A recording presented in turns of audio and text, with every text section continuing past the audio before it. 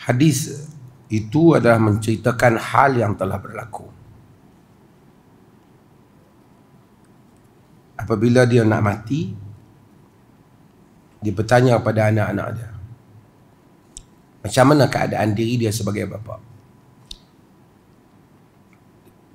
Anak dia, kunta khaira ab, engkau adalah sebaik-baik bapa. Dia kata, idza mittu fahriquni thumma adhanuni thumma zaruni fil riyah. Dan berbagai-bagai riwayat, jika aku mati, kau bakar aku, kemudian hancurkan mayat aku tu,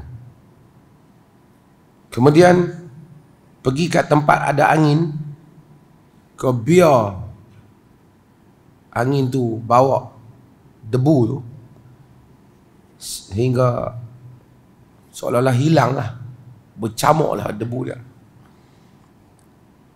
In adrakani rabbi la yu'azzibuni azaban la yu'azzibu ahad. Jika Tuhan dapat tangkap aku, nescaya Tuhan akan mengazabkan aku dengan azab yang dia tak pernah azab orang lain. Maksudnya azab dahsyat. Harapan dia tu, dia buat macam tu supaya Tuhan tak dapat tangkap dia. Dia ada satu krisis akidah yang serius, iaitu dia tak beriman tentang kudrat Tuhan. Hadis Abu Hurairah yang kita sebut tu, yang kita tanya tadi. Hadis tu kata, apabila dia mati, anak-anak dia fa'al, buat apa yang dia suruh. Ma amara bi, apa yang diperintah dia buat.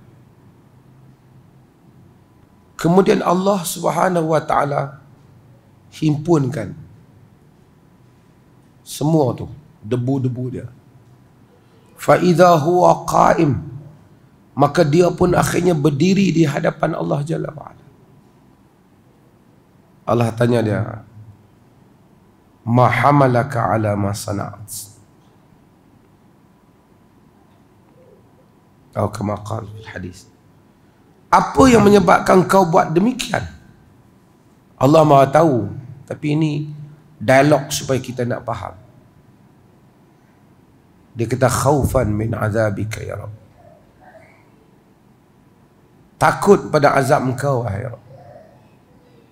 Dan berbagai riwayat hadis itu, Allah kata, ghafartuk, aku ampun kau.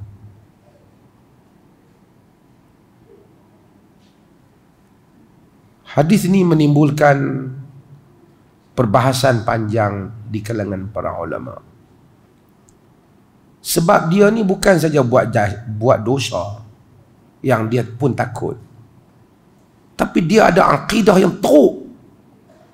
Akidah dia rasa kalau dia buat macam tu, karut dia tu, Tuhan tak tangkap dia, Tuhan tak boleh tangkap dia, tak punya teruk tu.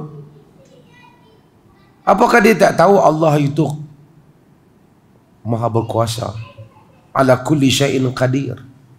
Jama'allahul ard, Allah himpunkan bumi, fa idza huwa qa'im, kemudian dia berdiri depan Tuhan.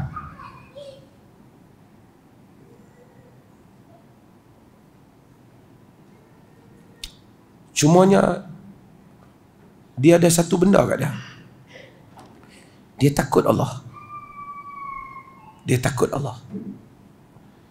Ulama-ulama aqidah bincang, Al-Khattabi umpamanya disebut oleh Imam Ibn Hajar Al-Asqalani dan Fathul Bari mensyarahkan hadis ini.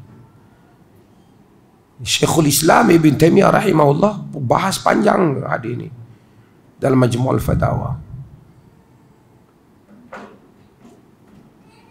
Kenapa Allah ampun dia sedangkan akidah dia teruk? Akidah dia bukan teruk, memang salah lah, kufur lah orang yang rasa dia boleh lari pada Tuhan. Kata mereka, disebabkan kerana tak ada siapa pergi ngajar akidah hak betul ke dia. Dia jahil. Tak ada siapa yang bagi tahu pada dia akidah yang betul. Dia tak menerima tentang akidah yang betul tu, tak ada pengajaran. Cuma berbaki kepada dia satu hal, iaitu takutkan Tuhan.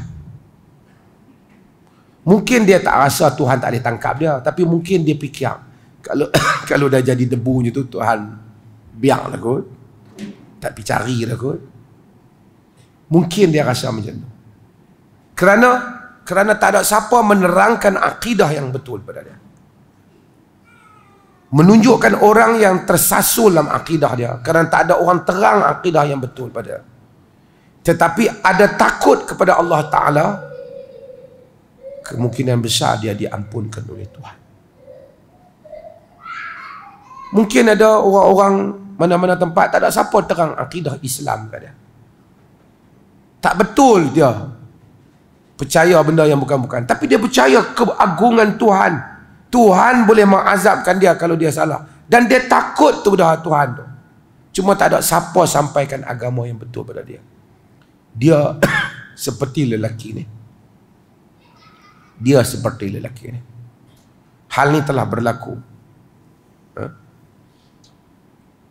Cuma Al-Khattabi menyebut satu hal yang lain. Kata dia, jika orang seperti itu, yang salahnya jelas dalam akidah, diampunkan oleh Allah Ta'ala disebabkan kerana dia takut pada Allah, apatah lagi ulama-ulama yang membahaskan bab akidah, yang kadang-kadang tersasul dan tersilap di dalam perbahasan mereka disebabkan takwilan, tafsiran, andaian, tapi mereka itu takutkan Allah. Mereka lebih layak untuk mendapat keampunan Allah lebih daripada dia ni. Maka sebab itu kalau kita dapati ada tersalah ataupun tersasul dalam perbahasan akidah di kalangan para ulama yang terkenal sebagai saleh, takutkan Allah, alim, tapi mungkin tersasul dalam tulisannya, tersilap dalam ungkapannya, dia lebih layak mendapat keampunan daripada ini, dan tak boleh untuk kita menyatakan itulah ahli neraka yang masuk neraka. Na'udzubillahi min dzalik. Cuma kita kata kaul itu silap, salah. Kaul itu salah. Wallahu